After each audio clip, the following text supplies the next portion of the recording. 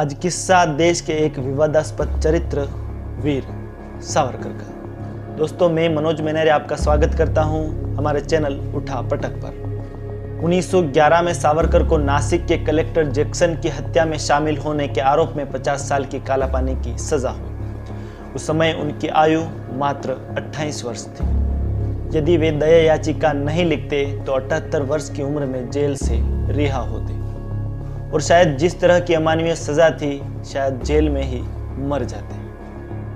अगर वे सजा को पूरी करते तो वे भविष्य में देश के लिए कोई योगदान नहीं दे पाते। उस समय के ब्रिटिश मिनिस्टर रेजिनाल्ड क्रैडोक ने वीर सावरकर की याचिका के बारे में लिखा कि यह दया के लिए एक याचिका है, लेकिन इसमें कोई खेद या पश्चाताप नहीं है। इससे पहले इंग्लैंड में कर्जन वायली को मारने में भी महान क्रांतिकारी मदन लाल डिंगरा के साथ सावरकर शामिल थे। सावरकर ने ही सर्वप्रथम 1857 के विद्रोह पर किताब लिखी और उसे प्रथम स्वतंत्रता संग्राम की संज्ञा दी। भगत सिंह और चंद्रशेखर आजाद सावरकर की किताब को बेहद प्रेरणादायक मानते थे और भारत में बैन होने के बावजूद क्रांतिकारियों को पढ़ने के लिए बांटते थे। सावरकर उस समय हिंदुओं के सबसे बड़े ध्वजवाहक थे, लेकिन वे गाय की पूजा के पूरी तरह खिलाफ थे। वीर सावरकर ने कहा कि गाय एक उपयोगी जानवर तो है, लेकिन उसकी पूजा का कोई मतलब नहीं है। सावरकर ने गाय की पूजा को अज्ञानता से प्रेरित आचरण करार देते हुए कहा था कि यह प्रवृत्ति वास्तव में बुद्धि हत्या है। 1929 में उन्होंने जातिवाद को मिटाने के लिए सामूहिक सभी हिंदुओं के लिए यज्ञोपवीत समारोह आयोजित करवाए, सामूहिक भोज आयोजित करवाए, जिसमें अछूतों को सम्मानपूर्वक सम्मिलित किया गया। साथ ही उन्होंने अछूतों को सभी मंदिरों में भी प्रवेश करवाया। सवाल यहां उठता है कि सावरकर को अंग्रेजों से पेंशन क्यों मिलती थी। जेल से छोड़े जाने के बाद सावरकर को रत्नागिरी में ही रहने का आदेश दिया गया। उनकी सारी डिग्रियां और संपत्ति जब्त कर ली गई। ऐसे राजनीतिक बंदियों जिन्हें शर्तों के साथ रिहाई मिलती थी, उन सभी को अंग्रेज सरकार के द्वारा पेंशन दी जाती थी। उस समय अंग्रेजों का इस तरह से था कि आपकी देखभाल हम करेंगे, लेकिन हम आपको काम करने नहीं देंगे, आपको किसी भी गतिविधि में शामिल नहीं होने देंगे।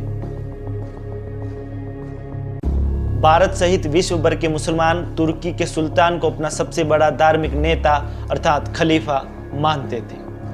प्रथम विश्व युद्ध के बाद तुर्क साम्राज्य विभाजित हो गया और खलीफा को सत्ता से हटा दिया गया। इस कारण भारतीय मुसलमानों ने ब्रिटिश सरकार के खिलाफ खिलाफत आंदोलन छेड़ दिया।